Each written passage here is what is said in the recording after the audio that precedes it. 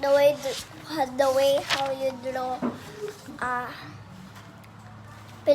Philippines flag like this. Ang inaabang mo? Pilipino? Tita Deds, Yeah. ito ba nilabhan? Tatlong ito, nilabhan? Oo naman. Ito?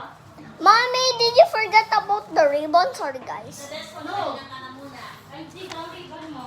Gusto yung ano, Ako.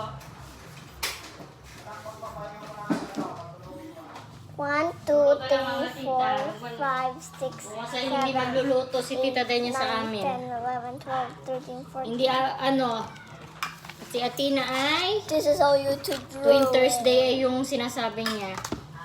Mommy, Yung kanyang Maya ka daw kumain mga tita.